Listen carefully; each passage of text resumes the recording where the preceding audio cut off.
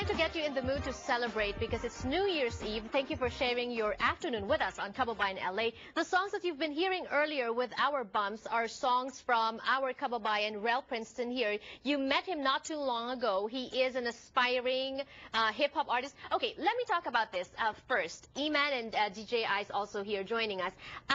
When do you break free from that label, aspiring to a hip-hop artist? Is there distinction? Wow. I ask weird questions, don't I? That's a good question. I think it depends on buzz. I think buzz has something to do with it. And I say that because if you hear a buzz on this artist and people are talking about this artist, they become, they look for the person's videos on YouTube, or they become a follower on Twitter, or they start purchasing mixtapes. And there's a talk about this person. I don't think that person's, I think he kind of surpassed aspiring. Do you create buzz? How do you create buzz? Some people, there's different strategies, right? Some people hire PR people, some people hire publicists, some people just get into controversies. Well, a lot of buzz is created.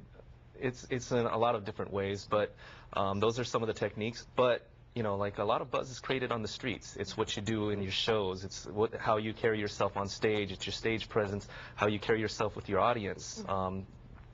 Just everything that you're creating yourself as an artist, that's what creates your buzz. Yep. Rel, as an aspiring hip-hop artist, how are you creating that buzz?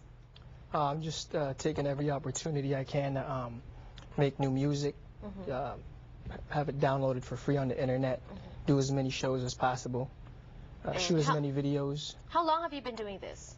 How long have you been trying to get your music played?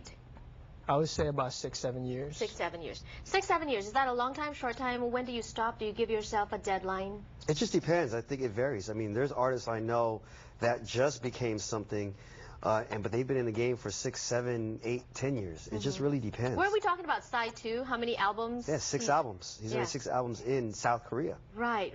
And people think he's a brand new artist. Right. Did you have anything to add to that?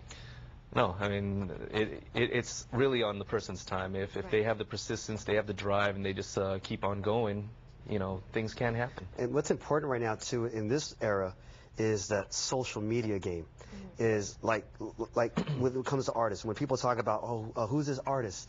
What's his views on YouTube? Or how many videos does he have posted up on YouTube? Or how many followers does this person have?